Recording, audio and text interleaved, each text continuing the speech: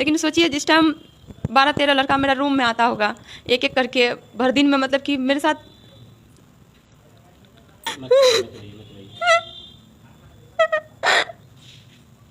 जिस इंसान पे आंख बंद करके भरोसा किया, आज वही इंसान सबसे बड़ा धोखेबाज निकला। ये कहानी है एक ऐसी लड़की की जिस लड़की ने प्यार के लिए घर परिवार समाज सब कुछ ठुकरा दिया, लेकिन उसे मिला प्यार नहीं, दर्द धोखा और दरिंदगी। एक सुबह की बात है कि वो अपने पति के सामने बैठकर चाय पी रही थी, तभी चक्कर खाकर गिर जाती है। और जब 4 घंटे बाद उसकी आंखें खुलती है तो उसके बदन पे एक भी कपड़ा नहीं होता है और उसके सामने एक मर्द खड़ा हुआ होता है। और वही मर्द जब बेहोश थी तो उसके बदन को नोच रहा था, उसके साथ शारीरिक संबंध बना रहा था, उसके साथ कहे तो बलात्कार कर रहा था। और वो मर्द उसका पति नहीं था, लेकिन ये जब सब कुछ हो रहा था तो उसके पति की आंखों के सामने हो रहा था और उसका पति खड़ा होकर उस औरत का यानी अपनी ही पत्नी का कोई रेप कर रहा है और उसका वीडियो बना रहा था। ये कोई साजिश थी या अपनी ही पति की कोई घिनौनी करतूत? क्या सच था? अब उस लड़की की जिंदगी किस ओर करवट ले रही थी? कहां जाने वाली थी उस लड़की की जिंदगी? आखिर उस लड़की के साथ उस रात क्या हुआ? ये सब कुछ जानने के लिए जुड़े रहिए इस वीडियो के साथ। तो करते हैं इस सच्ची क्राइम कहानी की शुरुआत।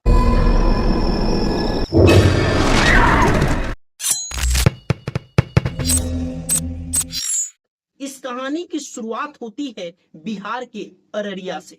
एक लड़की ब्यूटी पार्लर में जाती है और वहीं पे उसे एक लड़के से मुलाकात होती है। दोनों थोड़ा बहुत बातें करते हैं, जान पहचान तक नहीं हो पाती है, लेकिन दोनों एक दूसरे के नंबर ले लेते हैं और फिर दोनों अपने अपने घर चले जाते हैं। फोन पे बातों का सिलसिला चलता है, दोनों एक दूसरे को समझने की कोशिश करते हैं और बहुत कम दिनों में एक दूसरे को इतना समझ जाते हैं कि दोनों डिसाइड कर लेते हैं कि अब हम दोनों को शादी कर लेनी चाहिए। उस लड़की के माँ बाप इस चीज का विरोध भी करते हैं और बोलते हैं कि नहीं, ये लड़का तुम्हारे लिए योग्य नहीं है, इसके साथ तुम अपनी जिंदगी नहीं बिता सकती हो। लेकिन वो लड़की अपने माँ बाप को ये बोलती है कि आपको नहीं पता है कि वो लड़का मुझसे कितना प्यार करता है, वो मुझे थोड़ा सा भी तकलीफ नहीं देगा क्योंकि वो मुझसे बेहद प्रेम करता है और मैं भी उससे बहुत प्रेम करती हूँ। उसके बगैर मैं किसी और के साथ तो सोच भी नहीं सकती हूँ शादी करने के लिए। माँ बाप काफी ज्यादा फोर्स करते हैं कि तुम उससे शादी मत करो, शादी मत करो, लेकिन वो लड़की माँ बाप से बिना कुछ बताए चुपके से जाकर मंदिर में शादी कर लेती है। फिर दोनों एक दूसरे के साथ बिताते हैं, लेकिन वो लड़की अपने घर होती है, लड़का अपने घर होता है। उसके बावजूद भी दोनों एक दूसरे से मिलते जुलते रहते थे, शादी भी कर चुके थे, लेकिन ये सब बातें घर वाले को पता ही नहीं था। लेकिन धीरे धीरे वक्त गुजरता है और लड़की के माँ बाप को सब कुछ पता चल जाता है। लड़की फिर उस लड़के को फोर्स करने लगती है कि मैं यहाँ पे नहीं रह सकती हूँ, तुम अपने साथ यानी कि अपने घर मुझे लेकर चलो।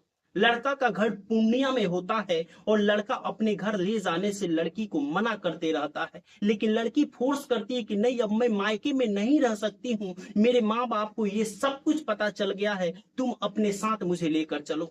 लड़का बार बार मना करता है और ना ही अपने माँ बाप से बात कराता है और ना ही अपने फैमिली के किसी मेंबर से मिलवाने की कोशिश करता है। लड़की काफी परेशान हो जाती है, फिर पूर्णिया पहुंच जाती है और पूर्णिया पहुंचकर पुलिस स्टेशन में उसके खिलाफ एफआईआर दर्ज करवा देती है। लड़का पुलिस स्टेशन पहुंचता है और पुलिस वालों के सामने सब कुछ कबूल कर लेता है कि मैं इस लड़की से प्रेम करता हूं और भला मैं कहां मना किया हूं कि इसको अपने घर लेकर नहीं जाऊंगा। पुलिस वाले बोलते हैं कि इस लड़की को अपने घर लेकर जाओ, तो लड़का बोलता है कि मैं बहुत जल्द कोर्ट मैरिज कर लूंगा और उसके बाद इस लड़की को अपने घर लेकर चला जाऊंगा। लड़की के घर वाले माँ बाप भी राजी हो जाते हैं और एक दिन कोर्ट मैरिज होता है और वो लड़का अपनी पत्नी को लेकर यानी पूर्णिया अपने घर लेकर चला जाता है। 1.5 महीने रखता है वहां पर, यानी उस लड़की के ससुराल, यानी कि वो लड़का अपने घर रखता है, लेकिन 1.5 महीने में वो लड़की को सिर्फ पीटता था, मारता था कि लड़की तंग होकर परेशान होकर अपने घर चली जाएगी।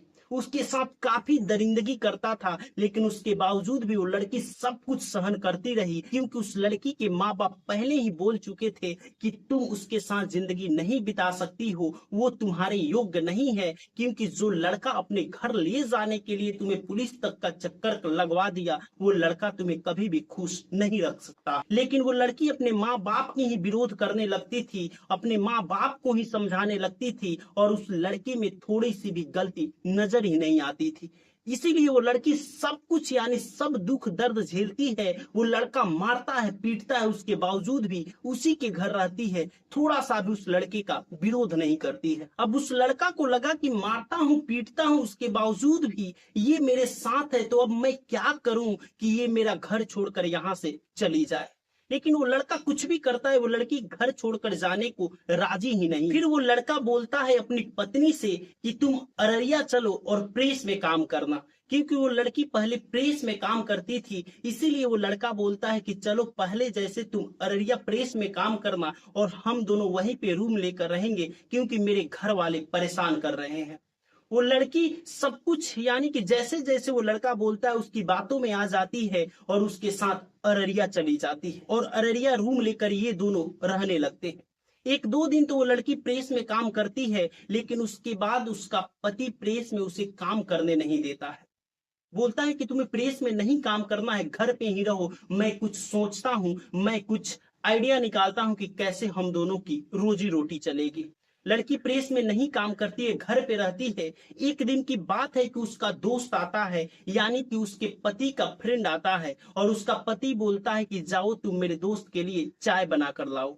वो लड़की चाय बनाकर लाती है, और जब उसके दोस्त को देती है तो उसका दोस्त बोलता है कि मुझे पानी भी पीना है। वो लड़की पानी भी लाने चली जाती है, पानी लाकर देती है। उसके बाद उसका दोस्त बोलता है कि आप भी यहीं पे बैठकर चाय पीजिए ना।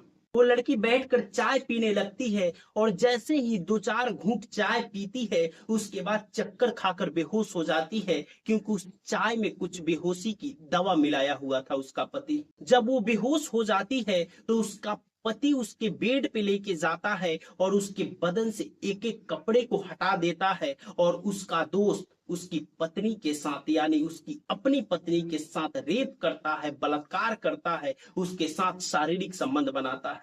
जब उस लड़की की आंखें खुलती है तो उसके बदन पे एक भी कपड़े नहीं होते हैं। वो लड़की विरोध करती है, चीखती है, चिल्लाती है कि ये सब मेरे साथ क्या हुआ।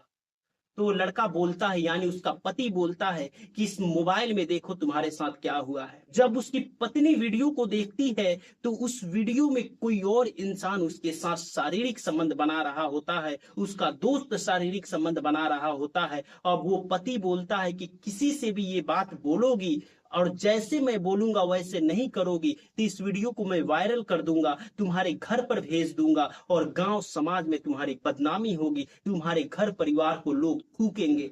लड़की डर जाती है, और जैसे जैसे वो लड़का बोलता है वैसे वैसे सब कुछ करती जाती है। अब यहीं से शुरुआत होता है दरिंदगी की। अब वो लड़का का मन बढ़ता गया, और वो लड़का कहे तो धंधा खोल लेता है, और जिस रूम में रह रहा था उस रूम मालकिन का एक पान का दुकान होता है, और वो एक महिला होती है, और उसका पान का दुकान होता है। वहीं कस्टमर ढूंढती है, और कस्टमर आते हैं, उस महिला को 1500 रुपया देते हैं, और वो 500 रुपया अपने खाते में रख लेती है, और उसके पति को 1000 रुपया देती है, और उसके पति यानी अपने पत्नी के पास लेके जाता है। उस मर्द को, अननोन पर्सन को छोड़ देता है, और दरवाजा बंद कर देता है, और वो इंसान उसके पत्नी के साथ दरिंदगी करता है, सेक्स करता है, उसके साथ शारीरिक संबंध बनाता है। डेली 12-13 मर्द आते थे, और उस औरत को नोच नोच कर खाते थे, उसके साथ दरिंदगी करते थे, उसके साथ संबंध बनाते थे, उसके साथ कहें तो सब कुछ करते थे, लेकिन उसके इजाजत के बगैर करते थे।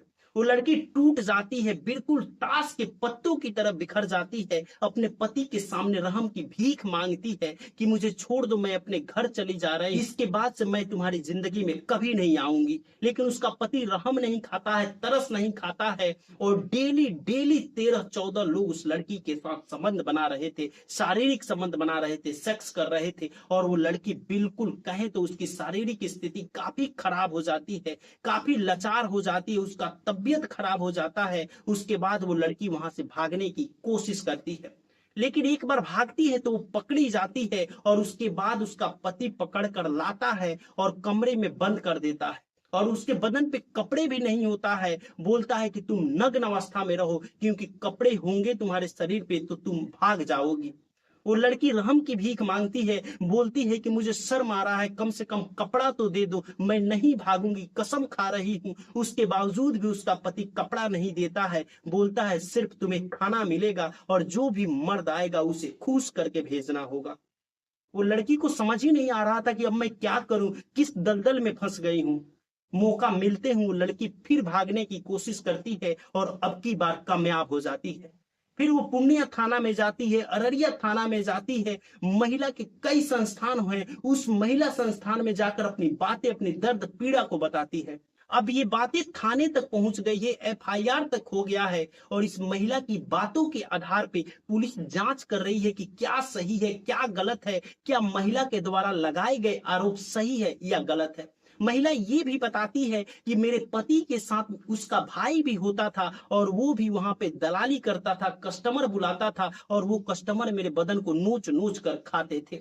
महिला काफी रोती है, काफी बिलखती है। महिला आयोग का टीम भी इस वक्त आ जाता है और महिला का साथ देने के लिए उसके साथ खड़ा रहता है। अगर ऐसे ही सच्ची क्राइम डॉक्यूमेंट्री आप हमारे चैनल पे देखना चाहते हैं तो आपसे रिक्वेस्ट है, हमारे चैनल को सब्सक्राइब कर लीजिए और फिर कल मिलेंगे रात्रि 8 बजे किसी और नई सच्ची घटना के पड़ताल के साथ। तब तक सुरक्षित रहिए और अपनों का ख्याल रखिए। शुभ रात्रि, गुड नाइट।